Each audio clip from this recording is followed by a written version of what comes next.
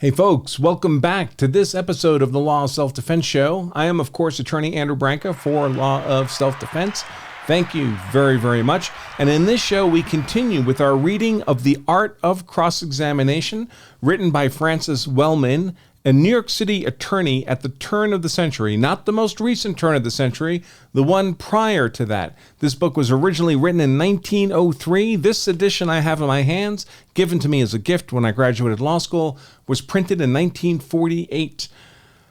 I note that doesn't really affect the merits of the book in terms of cross-examination, because cross-examination doesn't really change over time. It's a function of human character and human nature. But the book having been written about 120 years ago, the language and writing is a bit stilted by modern standards. Just fair warning, we'll work our way through it. And today we're going to be continuing our reading of the book with Chapter 8, Cross-Examination to the quote-unquote Fallacies of Testimony. But before we do that, a quick word from today's sponsor. If you've ever wondered what it would be like to have a lawyer-like understanding of the many high-profile trials and legal issues we cover, well, I've got exciting news. Our very own American Law courses offer a wide variety of law school-level courses, including the foundational courses all lawyers take in their first year of law school at a fraction of the cost and time of law school and without the toxic political environment that so pervades law schools today.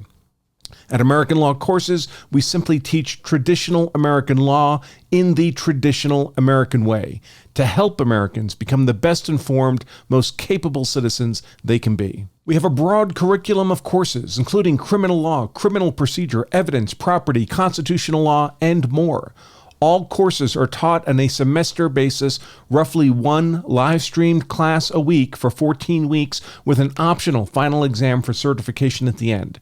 Every class is taught by a genuine legal expert in the respective subject, and because the classes are live streamed, there's plenty of opportunity for real-time interaction and Q&A with the professor. If you can't make a particular class for some reason, no worries.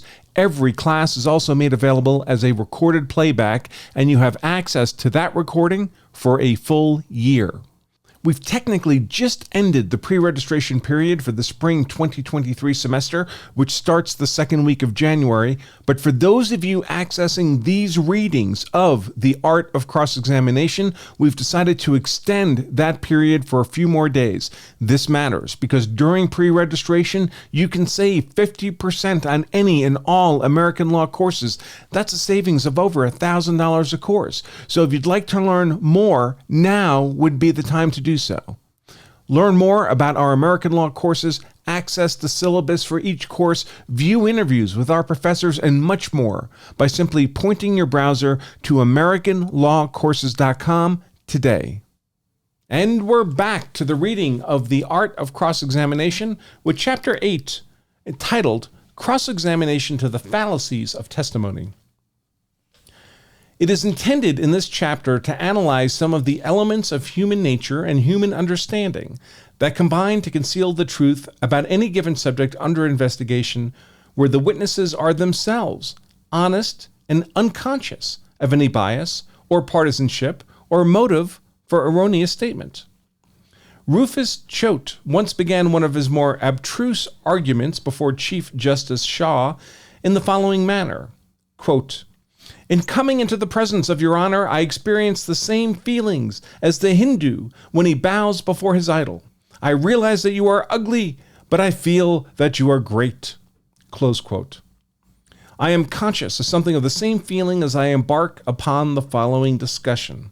I realize the subject is dry, but I feel that its importance to all serious students of advocacy is great.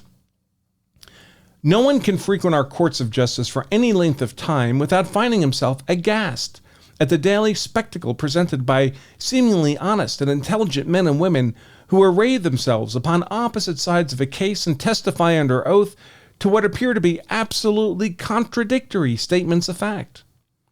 It will be my endeavor in what follows to deal with this subject from its psychological point of view and to trace some of the causes of these unconscious mistakes of witnesses so far as it is possible. The inquiry is most germane to what has preceded, for unless the advocate comprehends something of the sources of the fallacies of testimony, it surely would become a hopeless task for him to try to illuminate them by his cross-examinations. It has been aptly said that knowledge is only the impression of one's mind and not the fact itself, which may present itself to many minds in many different aspects. The unconscious sense impressions, sight, sound, or touch, would be the same to every human mind, but once you awaken the mind to consciousness, then the original impression takes on all the color of motive, past experience, and character of the individual mind that receives it. The sensation by itself will always be the same. The variance arises when the sensation is interpreted by the individual and becomes a perception of his own mind. When a man on a hot day looks at a running stream and sees the delicious coolness, he is really adding something of himself, which he acquired by his past experience, to the sense impression which his eye gives him. A different individual might receive the impression of tepid insipidity instead of delicious coolness in accordance with his own past experiences. The material of sensation is acted on by the mind, which clothes the sensation with the experiences of the individual. Helmholtz distinctly calls the perception of distance, for example, an unconscious inference, a mechanically performed act of judgment. The interpretation of a sensation is, therefore, the act of the individual, and different individuals will naturally vary in their interpretations of the same sensation according to their previous experiences and various mental characteristics. This process is most instantaneous, automatic, and unconscious. Quote, "The artist immediately sees details where to other eyes there is a vague or confused mass. The naturalist sees an animal where the ordinary eye only sees a form." Close quote. An adult sees an infinite variety of things that are meaningless to the child. Likewise, the same impression may be differently interpreted by the same individual at different times, due in part to variations in his state of attention at the moment, and in the degree of the mind's readiness to look at the impression in the required way. A timid man will more readily fall into the illusion of ghost seeing than a cool-headed man, because he is less attentive to the actual impression of the moment. Every mind is attentive to what it sees or hears more or less according to circumstances. It is in the region of hazy impressions that the imagination is wont to get in its most dangerous work. It often happens that when the mind is either inactive or is completely engrossed by some other subject of thought, the sensation may neither be perceived, nor interpreted, nor remembered, notwithstanding there may be evidence derived from the respondent's movements of the body that it had been felt. As, for example, a person in a state of imperfect sleep may start at a loud noise, or turn away from a bright light, being conscious of the sensation and acting automatically upon it, but forming no kind of appreciation of its source and no memory of its occurrence. Such is the effect of sensation upon complete inattention. It thus appears that it is partly owing to this variation in intensity of attention that different individuals get such contradictory ideas of the same occurrence or conversation. When we add to this variance in the degree of attention, the variance just explained in the individual interpretation or coloring of the physical sensation, we have still further explanation of why men so often differ in what they think they have seen and heard. Desire often gives rise to still further fallacy. Desire prompts the will to fix the attention on a certain point, and this causes the emphasis of this particular point or proposition to the exclusion of others. The will has the power of keeping some considerations out of view, and thereby diminishes their force, while it fixes the attention upon others, and thereby increases their force.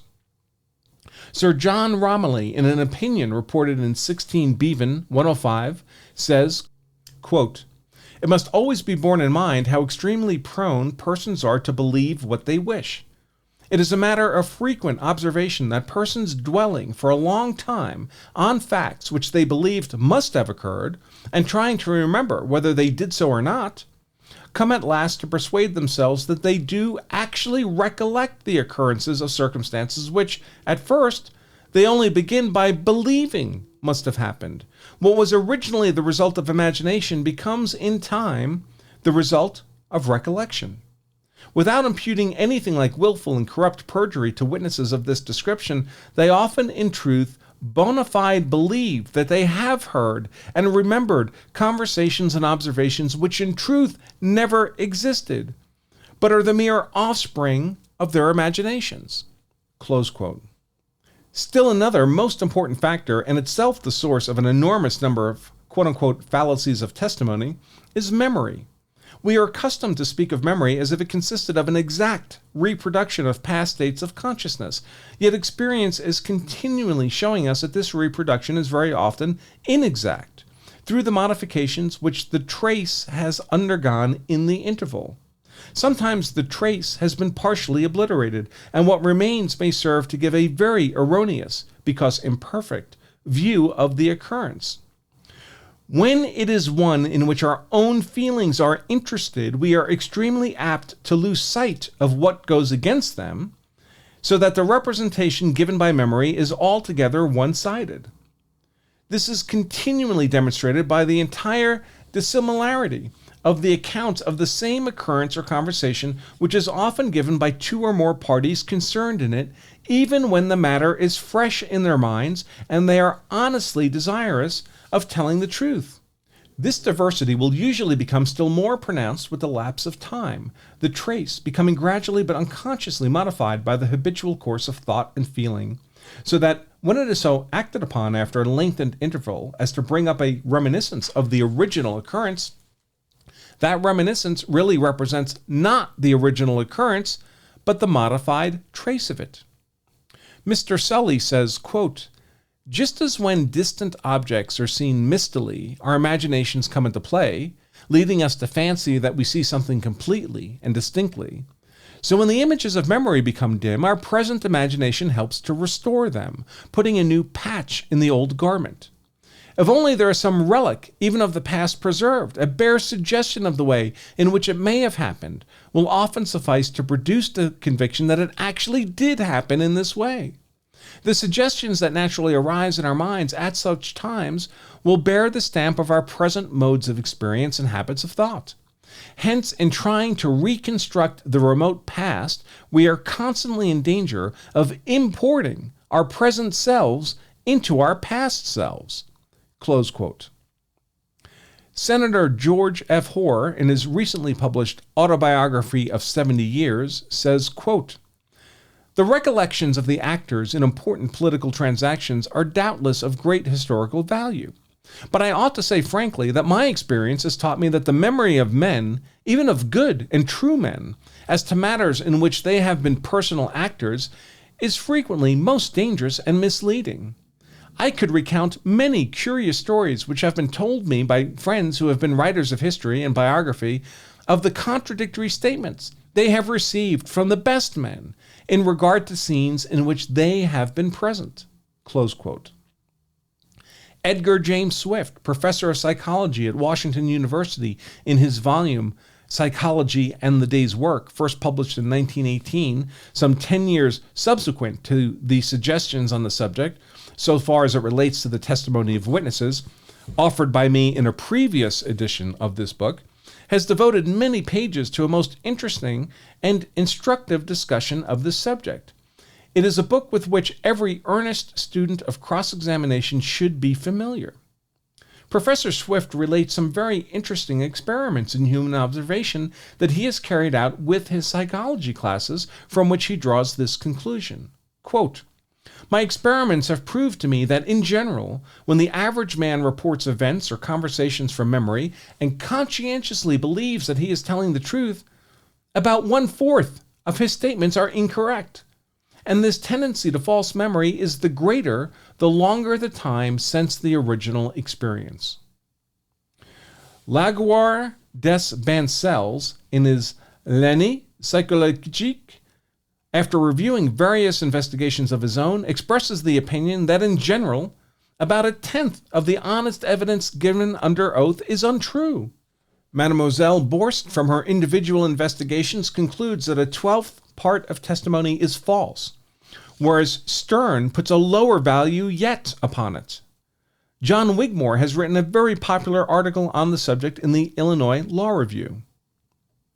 Professor Swift states that upon one occasion when the regular work of one of his classes was in progress, the following scene, which had been carefully rehearsed, was suddenly enacted before the eyes of the students who were seated in a semicircle. An altercation was heard in the corridor. Then the door burst open and 4 students, 2 young men and 2 young women, dashed into the room. Miss R, immediately after entering, dropped a brown paper package on the floor. This package contained a brick, so that the occurrence might not be too inconspicuous. K flourished a large yellow banana as though it were a pistol, and all struggled across the room to the side opposite the door, where Professor Swift himself was seated among several members of the class. He stood up at once, protesting at the interruption, and as he arose, he threw a small torpedo on the floor. H fell back, crying, "I am shot!" and was caught by Miss R. All then hurried out through the open door. Miss T, picking up the brown paper package, would have been dropped near the door by Miss R. The entire scene occupied less than 30 seconds, and it was startling to the class, all of whom jumped up and crowded back against the wall, believing that it was a real riot. The 29 students of the class were then told that the scene had been made to order and were asked to write out in detail their memory and observation of what had occurred.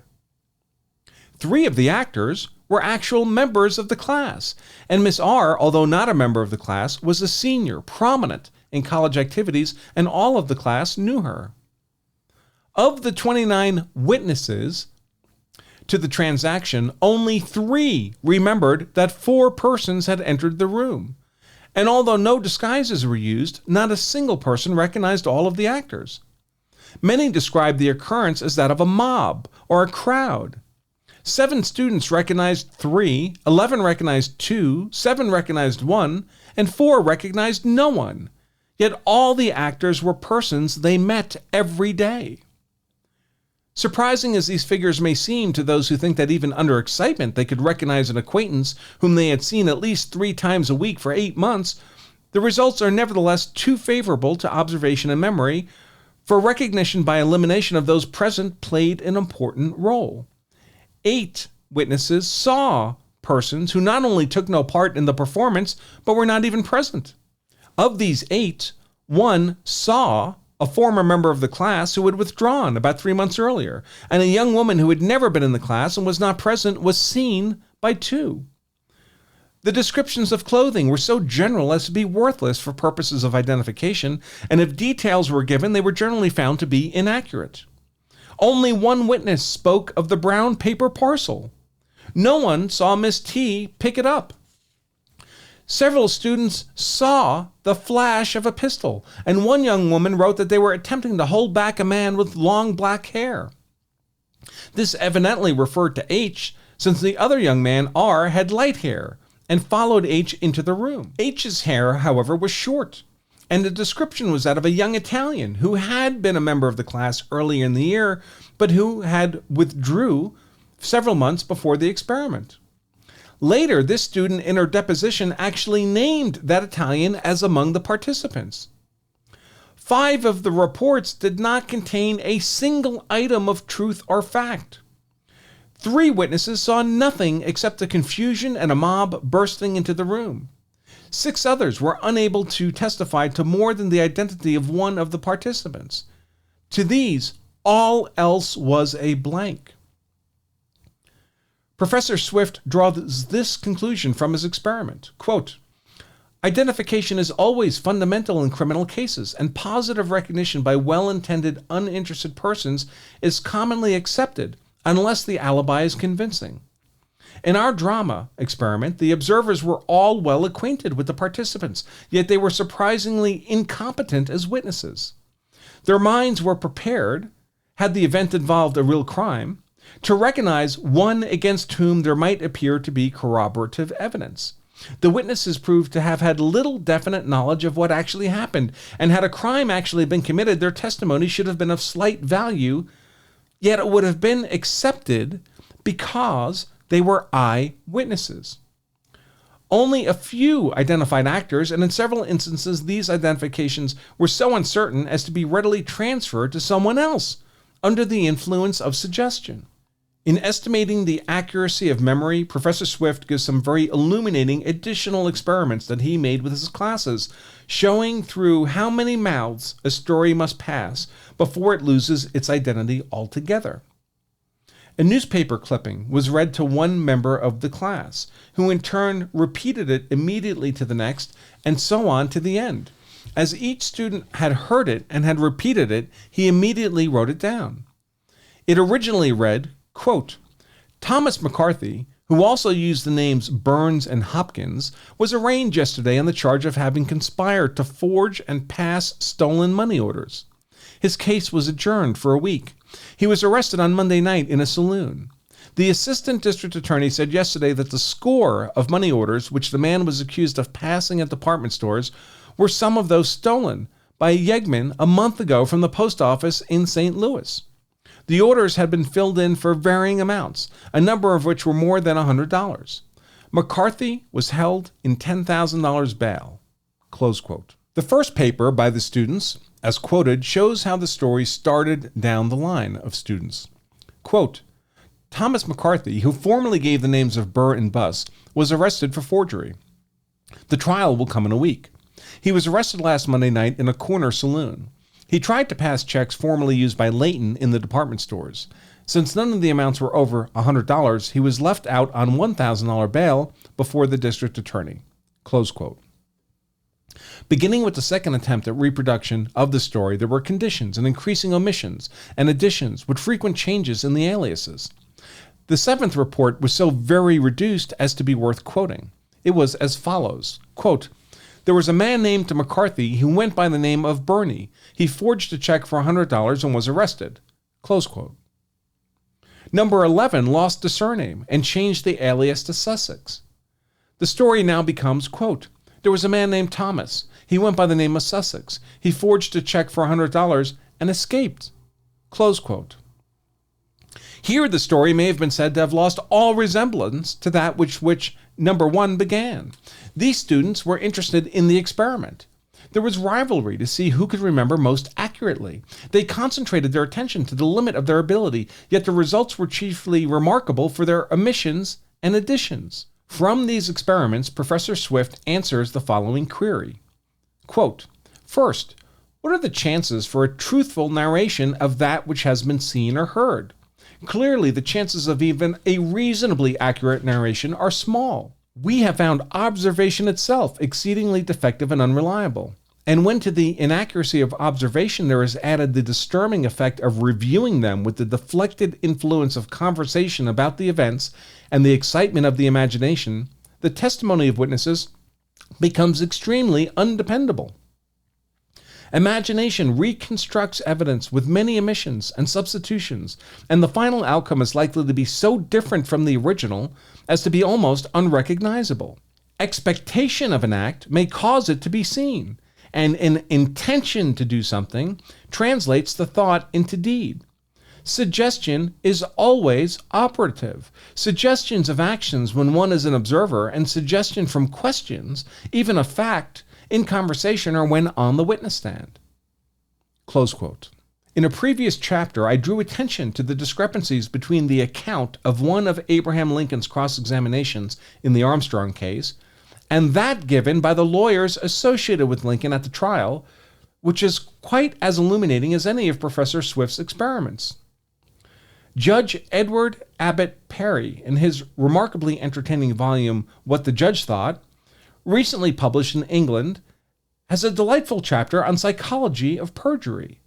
He says, quote, I trust that I have made it clear that the popular notion that courts of justice are constantly misled by wicked and abandoned perjurers and suborners conspiring to subvert the hands of justice is a myth.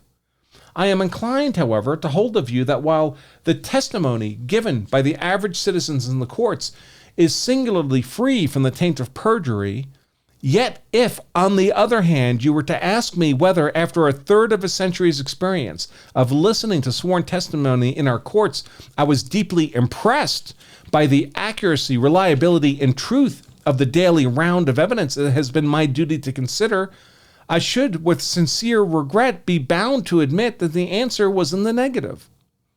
I am glad to know myself, and I hope I have convinced my fellow citizens, that most of the errors of testimony are due to the defective observations, false reminiscences, the deflecting influence of suggestion, and the pleasure of the imagination. Very often, too, the wish to believe is a strong factor in bringing about false testimony. How many anxious citizens knew a friend who had seen those splendid hordes of Russians passing through the country with the snow on their boots and midnight trains at the beginning of the war? It would be harsh to call such legends perjuries. When mankind understands more fully and scientifically the real cause of error in human testimony, which the professors have only in recent years begun to study scientifically, we shall be able to set about amending our ways and checking our bias and imagination and shunning the perils of undue suggestion." Close quote. Professor Hugo Munsterberg, for many years professor of psychology at Harvard University, published a few years ago his book on the subject entitled On the Witness Stand. I think I may fairly claim to have introduced this book to the local profession in a course of lectures delivered at the Columbia Law School, but my partner, Herbert C. Smith, was the first New York lawyer to make practical use of its theories in one of his cases, and thereby completely break down damaging testimony of a witness of whose honesty of purpose there could be no question. It was in a case tried some years ago before Mr. Justice Erlanger of our state Supreme Court. The suit was brought by the widow to recover a large sum in damages from Macy and Company, owner of a well-known department store in New York, on account of the death of Professor John T. McNulty. The plaintiff's intestate, a professor of philosophy in the College of the City of New York, met his death by falling through an open passenger elevator shaft at one of the upper floors of the building. The claim on behalf of the widow was that as Professor McNulty approached the elevator, walking along the corridor on the 6th floor and intending to enter it, the waiting elevator suddenly shot up before the barricading door was closed, and the professor, stepping into the unguarded shaft, was precipitated to the bottom.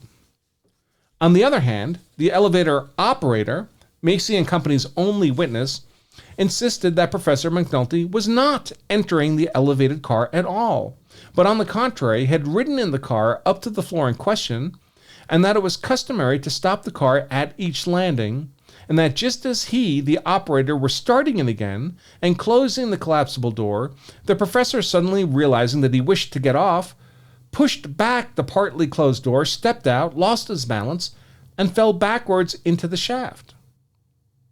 The case, therefore, directly turned on whether Professor McNulty fell while attempting to enter the car or while leaving it. If the former, Macy and Company were liable for their employee's negligence. If the latter, it was the deceased's own fault. The plaintiff called a Dr. Allison as her principal and only eyewitness to the accident. He testified in direct examination that Professor McNulty walked past him on the 6th floor corridor toward the elevator shaft, which was open, and he saw him disappear there and heard the fall of the body. Dr. Allison had originally told his version of the occurrence 2 days after the accident at the coroner's inquest, when he was asked by the lawyer for the deceased family the following leading questions, there being no representative of Macy and Company present at the inquest. Question: as you were walking along this corridor on the 6th floor, you saw a man's form, which afterwards turned out to be Professor McNulty, passing you going toward the elevator shaft? Answer: yes, sir. Question: and you saw this man disappear after he reached the shaft? Answer: yes, sir. Question: the entrance to the shaft was open at the time? Answer: yes, sir. And you then heard the sound of the body striking the bottom? Answer: yes, sir. Now, these were obviously leading questions which prompted Mr. Smith to pursue the following line of cross-examination. Question: Dr. Allison, you were examined at the coroner's inquest about this accident, were you not? Answer: yes, sir. Question: and that was only 2 days after Professor McNulty was killed, was it not? Answer: I believe so. Question: your testimony then and now are substantially the same, is that not so? Answer: that is true, of course. Question: was that the first time you had ever related the occurrence? Answer: yes, sir. Question: you have quite a large medical practice, have you not? Answer: fairly so, I believe. Question: do you have many nervous and mental cases come under your notice and care? Answer: oh yes, every physician does. Question: has that led you to take any particular interest in psychology generally? Answer: well, that is a subject which has always been of great interest to me. Question: then you have read considerably about it? Answer: yes, a great deal. Question: I suppose, of course, then, you must be familiar with Professor Munsterberg's recent book, On the Witness Stand, which has created so much comment. Answer: yes, indeed. Question: do you remember the stress he laid on the power of suggestion and the illusions of memory, and can you recall some of the curious examples he gave of these phenomena? Answer: yes, if you will call my attention to them, I'm sure I will. Question: for instance, reading from the book, quote, in the midst of a scholarly meeting, the doors open, a clown in highly colored costume rushes in mad excitement, and a Negro with a revolver in his hand follows him. They both shout wild phrases, then one falls to the ground, the other jumps on him, then a shot, and suddenly both are out of the room. The whole affair, which was prearranged, took not more than 20 seconds. The scholars are asked immediately to write down a report of what they saw. Out of 40 reports, there were only 6 which did not contain positive wrong statements. Only 4 noticed that the Negro had nothing on his head. The others gave him a derby or a high hat and so on. Different colors and styles of clothes were invented for him. Some said he had a coat on, others that he was in his shirt sleeves, and it was determined that a majority of the observers had omitted or falsified about half of the processes which occurred completely in their field of vision. Close quote. Do you remember that example of frailty of memory? Answer: yes, sir, I remember it well. Question: then do you remember this one? Still referring to the book. Quote, a picture of a room in a farmhouse was shown to a class of picked students. Then each was asked questions as to what he had seen. Did you see where the stove was located? 59 out of 100 replied and gave the stove a definite place. Did you see the farmer's wife winding the clock? 30 of the class described the clock, and so on. There was neither stove nor clock shown in the picture. Close quote. To the witness now. You remember that, do you not? Answer: yes, that was one of his examples which quite forcibly impressed me. Question: I'm going to burden you with the relation of one more incident from Munsterberg's book, and then I'm going to ask you if you can see the relation of these cases to the one at bar. Do you remember this further example from On the Witness Stand? Turning now to another portion of the book. Quote, a Negro was being tried for murder committed on a highway at night. A disinterested witness who claimed to have seen the whole occurrence was asked these suggestive questions on cross-examination. Did you see by the moonlight the kind of trousers and coat the prisoner was wearing at the time? Yes, I'm sure they were brown or at least dark. In truth, there was no moonlight, and all the other witnesses who had testified earlier said that the prisoner's attire consisted of blue trousers, white shirt, and no coat. Do you remember this example of the remarkable power of suggestion recorded by Professor Munsterberg? Answer: yes, sir, I do. Question: do you appreciate, Dr. Allison, that you are yourself easily subject to the power of suggestion? Answer: no, sir, I do not. Question: well, let us see. I now call your attention to your testimony given 2 days after the tragedy at the coroner's inquest, which I will now read to you. And counsel reads his testimony as quoted above. You recognize, do you not, that these questions, which for the first time brought out from you that you actually saw Professor McNulty going toward the elevator, were exactly of the kind classed as suggestive and exemplified in On the Witness Stand? Answer: that may be, but what of it? Do you mean to imply that I am testifying falsely? Question: not intentionally, no, but that you are what is known as a suggestible witness. Answer: prove it. Question: very well. Would it surprise you to know that of the 3 instances I apparently read from Munsterberg's book, and all of which you said you remembered perfectly, only the first one was actually in the book. The second was only half true, and the third was an entire fabrication of my own. Here, take the book and see for yourself. Answer.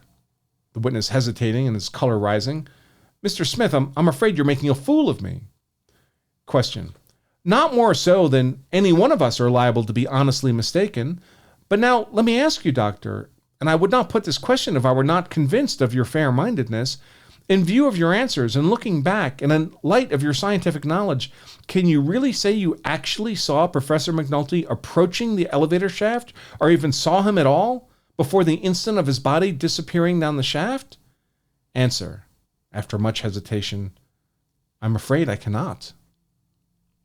The witness, with flushed countenance, then hurriedly left the stand. The main prop to the plaintiff's case was gone, resulting in the jury finding a verdict in favor of Macy and Company. It is obviously the province of the cross-examiner to detect the nature of any foreign element which may have been imported into a witness's memory of an event or transaction to which he testifies, and if possible to discover the source of the error, whether the memory has been warped by desire or imagination, or whether the error was one of original perception, and if so, whence it arose, whether from lack of attention or from wrong association of previous personal experience. Not only does our idea of the past become inexact by the mere decay and disappearance of essential features, it becomes positively incorrect through the gradual incorporation of elements that do not properly belong to it. Sometimes it is easy to see how these extraneous ideas become imported into our mental representation of a past event. Suppose, for example, that a man has lost a valuable scarf pin. His wife suggests that a particular servant, whose reputation does not stand too high, has stolen it. When he afterwards recalls the loss, the chances are that he will confuse the fact with the conjecture attached to it, and say he remembers this particular servant did steal the pin.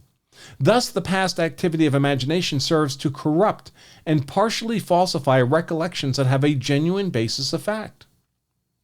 A very striking instance of the effect of habit on the memory, especially in relation to events happening in moments of intense excitement, was afforded by the trial of a man by the name of Twitchell, who was justly convicted in Philadelphia some years ago, although by erroneous testimony. In order to obtain possession of some of his wife's property, which she always wore concealed in her clothing, Twitchell, in great need of funds, murdered his wife by hitting her on the head with a slugshot. He then took her body to the yard of the house in which they were living, bent a poker, and covered it with his wife's blood so that it would be accepted as the instrument that had inflicted the blow, and having unbolted the gate leading to the street, left it ajar and went to bed. In the morning, when the servant arose, she stumbled over the dead body of her mistress, and in great terror she rushed through the gate into the street and summoned the police. The servant had always been in the habit of unbolting the gate the first thing each morning, and she swore on the trial that she had done the same thing upon the morning of the murder. There was no other way the house could have been entered from without, excepting through this gate. The servant's testimony was therefore conclusive that the murder had been committed by someone from within the house, and Twitchell was the only other person in the house. After the conviction, Twitchell confessed his guilt to his lawyer and explained to him how careful he had been to pull back the bolt and leave the gate ajar for the very purpose of diverting suspicion from himself. The servant, in her excitement, had failed to notice both that the bolt was drawn and that the gate was open, and in recalling the circumstance later, she had allowed her usual daily experience and habit of pulling back the bolt to become incorporated into her recollection of this particular morning. It was this piece of fallacious testimony that really convicted the prisoner. As the day of the execution drew near, Twitchell complained to the prison authorities that the print in the prison Bible was too fine for him to read, and requested that his friend, a druggist, be allowed to supply him with the Bible in larger type. This friend saturated some of the pages of the Bible with corrosive sublimate. Twitchell rolled these papers up into balls and with the aid of water, swallowed them. Death was almost instantaneous. Boswell, in his Life of Dr. Johnson, has related the particulars of his first meeting with Dr. Johnson, whom he had been long very desirous of seeing and conversing with. At last they accidentally met at the house of a Mr. Davies. Mr. Arthur Murphy, in his essay on the life and genius of Dr. Johnson, likewise gives a description of Boswell's first meeting with Johnson. Concerning Mr. Murphy's account of the matter, Mr. Boswell says, Mr. Murphy has given an account of my first meeting with Dr. Johnson considerably different from my own, and I am persuaded, without any consciousness of error, his memory at the end of near 30 years has undoubtedly deceived him, and he supposes himself to have been present at a scene which he has probably heard inaccurately described by others. In my own notes, taken on the very day in which I am confident I marked everything material that passed, no mention is made of this gentleman, and I am sure that I should not have omitted one so well known in the literary world. It may easily be imagined that this, my first interview with Dr. Johnson, with all its circumstances, made a strong impression on my mind and would be registered with peculiar attention. A writer in the Quarterly Review, speaking of this same occurrence, says, quote, An erroneous account of Boswell's first introduction to Dr. Johnson was published by Arthur Murray, who asserted that he witnessed it. Boswell's appeal to his own strong recollection of so memorable an occasion and to the narrative he entered in his journal at the time shows that Murphy's account was quite inaccurate and that he was not present at the scene. This Murphy did not later venture to contradict. As Boswell suggested, he had doubtless heard the circumstances repeated till at the end of 30 years he had come to fancy that he was an actor in them.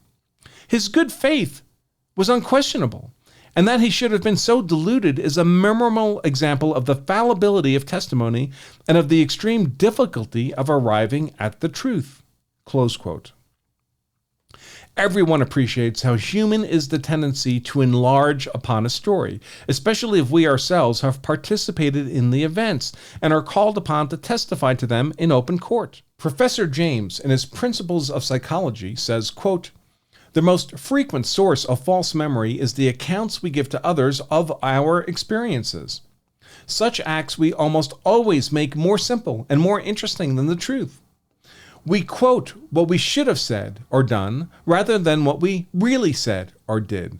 And in the first telling, we may be fully aware of the distinction, but before long, the fiction expels the reality from memory and reigns in its stead alone. We think of what we wish had happened, of possible interpretation of acts, and soon we are unable to distinguish between things that actually happened and our own thoughts about what might have occurred.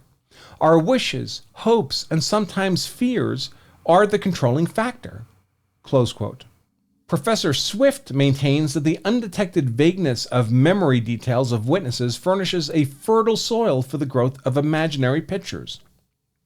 With a dim outline in mind, he claims that there is always a strong tendency to fill in the outline, usually with what is in one's own mind, and he suggests as an illustration that you ask any group of persons to indicate the kind of a figure 6 which is upon their watch dial. They will be found to divide between Roman numeral 6 and the regular numeral 6. A few whose memory is more accurate than the others, recalling that the figures take their line of direction from the center of the dial, will write the figures upside down. All, except those to whose attention the peculiarity has already been called, will remember seeing the figure. Yet in watches with a hand denoting the seconds, there is no 6. Perhaps the most subtle and prolific of all of the fallacies of testimony arises out of unconscious partisanship. It is rare that one comes across a witness in court who is so candid and fair that he will testify as fully and favorably for the one side as the other. It is extraordinary to mark this tendency we all have, when once we are identified with a side or cause, to accept all its demands as our own. To put on the uniform makes the policeman or soldier, even when himself corrupt, a guardian of law and order. Witnesses in court are almost always favorable to the party who calls them, and this feeling induces them to conceal some facts and to color others which might, in their opinion, be injurious to the side for which they give their testimony. This partisanship in the witness box is most fatal to fair evidence, and when we add to the partisanship of the witness the similar leaning of the lawyer who is conducting the examination, it is easy to produce evidence that varies very widely from the exact truth. This is often done by overzealous practitioners, by putting leading questions or by incorporating two questions into one, the second a simple one, misleading the witness into a yes for both, and thus creating an entirely false impression. What is it in the human makeup which invariably leads men to take sides when they come into court? In the first place, witnesses usually feel more or less complimented by the confidence that is placed in them by the party calling them to prove a certain state of facts, and it is human nature to try to prove worthy of this confidence.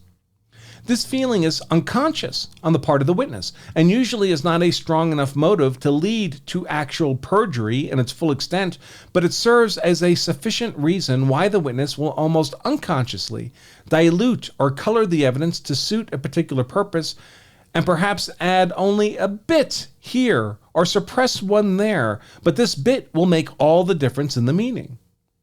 Many men in the witness box feel and enjoy a sense of power to direct the verdict toward the one side or the other, and cannot resist the temptation to indulge it and to be thought a fine witness for their side.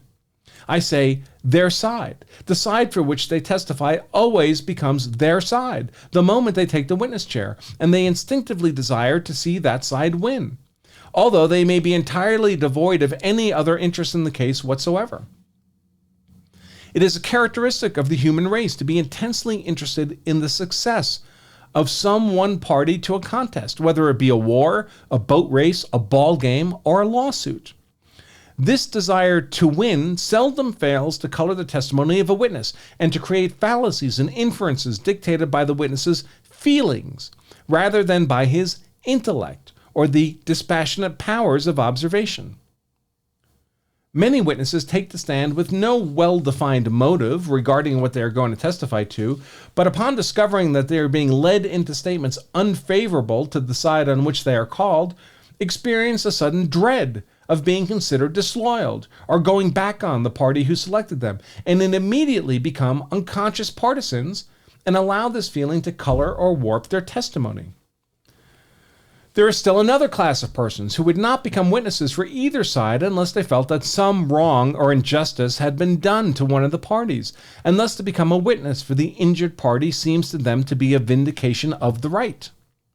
Such witnesses allow their feelings to become enlisted in what they believe to be the cause of righteousness, and this in turn enlists their sympathy and feelings and prompts them to color their testimony, as in the case of those influenced by the other motives already spoken of.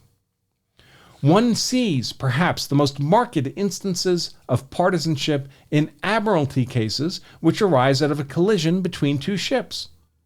Almost invariably, all the crew on one ship will testify in unison against the opposing crew. And what is most significant, such passengers as happen to be on either ship will almost invariably be found corroborating the stories of their respective crews. Mr. Joseph H. Choate, Jr. had an amusing experience in one of his admiralty cases which illustrates the proper way to handle such a situation. The city of New York had sued the New Haven Railroad for damages growing out of a collision between boats owned by the respective parties. The city's fireboat, New Yorker, had been run down, as it was, backing out of its slip by a car float, which one of the New Haven's tugs had been most improperly towing through the North River too close to the pier ends.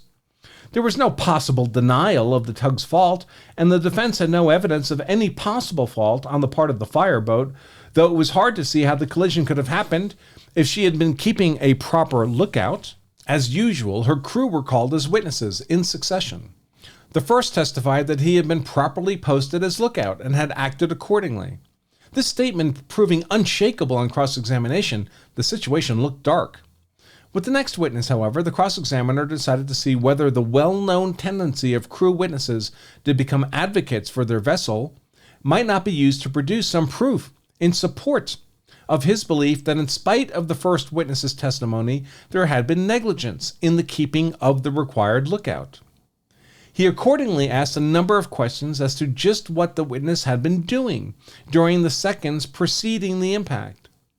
These questions were purposely framed so as to suggest that counsel thought that the witness had been asleep or otherwise negligent. Annoyed by this, the question, "Were you looking out for possible danger?" brought an emphatic "Yes." A contemptuous "What business was that of yours?" led the witness to reply that he had been told to keep a lookout. A final question as to who had been given him this order established him as a second, entirely regular lookout who had been doing his duty. The same tactics produced the same result which each succeeding member of the crew of 9, each jumping at the chance of defending his ship and his own vigilance at the same time, placed himself as an officially posted lookout. This left the vessel in the ridiculous position of starting its voyage with 9 specially detailed lookouts. This was too much for the presiding judge, who either concluded that he could not believe any of the lookouts, or that divided responsibility had ruined the efficiency of all of them, and accordingly held the New Yorker also in fault and divided the damages. It is the same, in a lesser degree, in an ordinary personal injury case against a surface railway. Upon the happening of an accident, the casual passengers on board a streetcar are very apt to side with the employees in charge of the car, whereas the injured plaintiff and whatever friends or relatives happen to be with him at the time will invariably be found upon the witness stand testifying against the railway company. The ordinary personal injury or accident cases, which, owing to the congested traffic in our city streets some years ago, constituted about 50% of the cases tried in the 14 or more parts of our local Supreme Court, afford the most ordinary illustrations of auto-suggestion, or what is sometimes termed attorney suggestion. The New York City Railroad Company alone at one time had some 4,000 to 5,000 of these cases on the calendar each year. It was amazing to hear how accurately the various witnesses remembered the minute details of occurrences of 2 or 3 years previous, given the location and speed of colliding vehicles, the actions and relative positions and distances apart of the objects and persons, which assumed photographic accuracy. One soon formed the habit of leading these adverse witnesses along gently in their story until, quite unawares, they were led to admit that it was a loud crash that first attracted their attention and made them take notice. Obviously, everything that had preceded this moment was the result of someone's suggestion and not of the witness's personal observation. I have myself destroyed scores of witnesses by this simple method. In cases where experts are used to bolster up the evidence of lay witnesses, they can sometimes be made to look ridiculous in the eyes of a jury by this same method of leading them into exaggerations. Joseph H. Choate Jr. once made use of his keen sense of humor to completely destroy such a witness. One Crandall had built a ship railway for Robert Jacobs' yacht yard at City Island. In a year or two, the teredo worm had eaten into so many of the piles which supported it that the structure fell. The teredo was a recognized danger to structures in those waters, but could be foiled by sheathing, which Crandall's contract did not call for. In the ensuing litigation over the cause of collapse, Jacob's trial counsel, Mr. W. Bennett Crisp, who must have weighed 300 pounds, contended that the railway fell not because the worms ate it, but because its design, for which the builder was responsible, was faulty. In support of this, he produced an expert who testified that the supporting piles were insufficient. Cross-examining counsel had in court a piece of one of the piles, including the portion which had actually been severed by the worms. The structure, supported by piles, many of which were in this state, had nevertheless sufficed to haul out one of the largest yachts just before the collapse. If it was true that the damaged piles had practically no bearing capacity, obviously the fact that the structure stood and worked without them showed that it was properly planned with a large factor of safety. The cross-examiner's effort, therefore, was to obtain, and the experts to avoid, an admission that the worm-eaten piles had no bearing capacity at all and thus added nothing to the structure's strength. The examination ran thus. Question: what is the bearing capacity of such a pile in good condition? Answer: 10 tons. Question, in showing the witness the worm-severed pile end: what was the bearing capacity of such a pile in the condition of the exhibit shown to you? Answer: I can't say. Question: would it be 9 tons? Answer: probably not. Question: 7 tons? Answer: I doubt it. Question: 5 tons? Answer: I don't know. After a long series of similar questions as to whether it would bear particular weights, to all of which the witness had to make the same answer, that he did not know. Question: would it bear 500 pounds? Answer, and the witness obviously apprehensive over the effect of continued assertion of ignorance: I can't say. Question: would you trust yourself on a pile like that with 500 pounds? Answer, rattled: I don't weigh 500 pounds. Question, pointing to his well-fed opponent: would you trust Mr. Crisp on one? Answer, not unless he could swim. Prompt verdict for the plaintiff.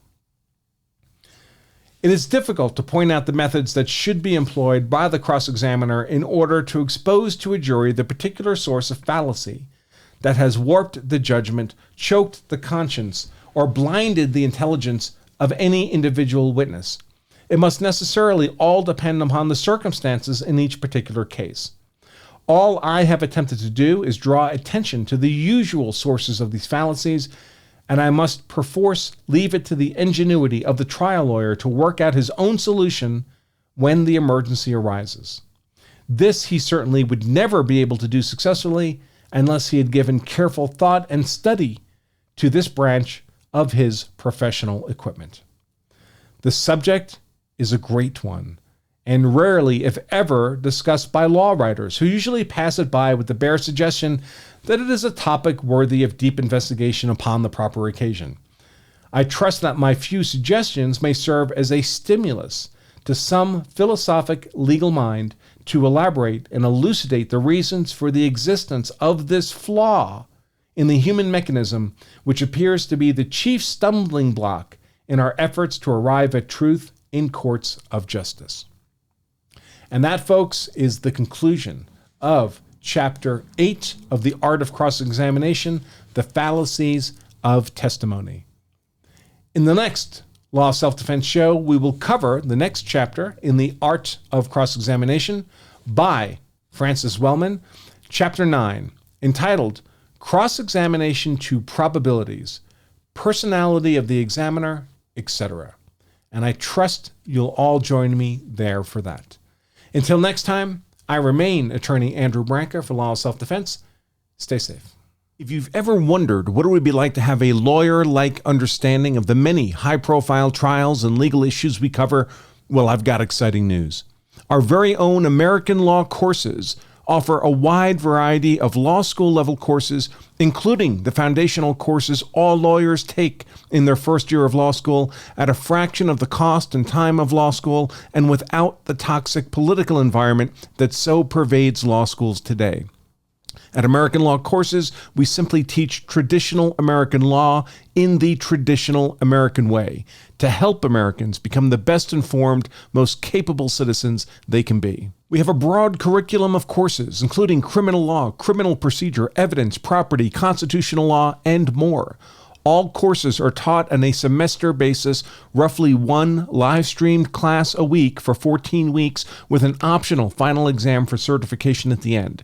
Every class is taught by a genuine legal expert in the respective subject, and because the classes are live streamed, there's plenty of opportunity for real-time interaction and Q&A with the professor. If you can't make a particular class for some reason, no worries. Every class is also made available as a recorded playback, and you have access to that recording for a full year. We've technically just ended the pre-registration period for the spring 2023 semester, which starts the second week of January. But for those of you accessing these readings of The Art of Cross-Examination, we've decided to extend that period for a few more days. This matters because during pre-registration, you can save 50% on any and all American law courses. That's a savings of over $1,000 a course. So if you'd like to learn more, now would be the time to do so. Learn more about our American law courses, access the syllabus for each course, view interviews with our professors, and much more by simply pointing your browser to AmericanLawCourses.com today.